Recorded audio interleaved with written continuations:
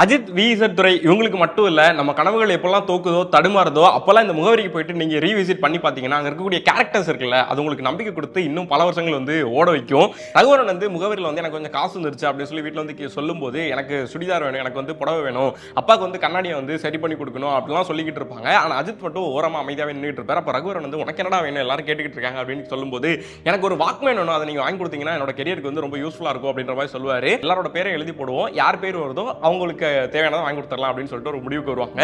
அப்போ துண்டு குலுக்கி போட்டு எடுத்து பார்த்தா இல்ல ஸ்ரீதர் அஜித்தோட பேர் வந்து இருக்கும். அப்ப அஜித்துக்கு வந்து வாக்மேன் அப்படின்றது வந்து முடிவாயிரும். அஜித் வந்து மத்த சீட் எல்லாத்தையும் எடுத்து பார்த்தா எல்லாத்துலயுமே ஸ்ரீதர் அப்படின்னு சொல்லிட்டு அஜித்தோட பேரை வந்து எழுதி வச்சிருப்பாங்க. இந்த சீனை வந்து நம்ம பல தடவை பார்த்திருப்போம். அப்புறம் ஏன்டா திரும்ப சொல்ற அப்படின்னு நீங்க கேட்கலாம். ஒரு சில படங்களை ஒரு சில சீன்களை தான் எப்போ எத்தனை தடவை பார்த்தாலும் வந்து கூஸ்பம்ஸ் வந்து எமோஷனலாவும் வந்துகிட்டே இருக்கும். அப்படியான ஒரு சீன் தான் இது.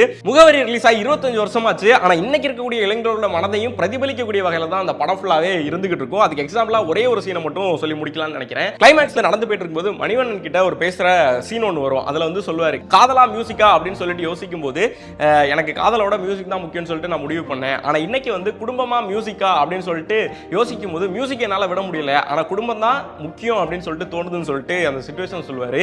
அதோடயே அந்த படம் வந்து முடிஞ்சிடுச்சு. அதுக்கப்புறம் அவன் சாதிக்கிறானோ என்ன பண்றானோ அது ரெண்டாவது விஷயம். இன்னும் எத்தனை வருஷம் ஆனாலும் முகவரி வந்து பேசப்பட்டுக்கிட்டே தான் இருக்கும். உங்களோட முகவரி கதை என்ன அப்படின்றத வந்து கமெண்ட்ல சொல்லுங்க.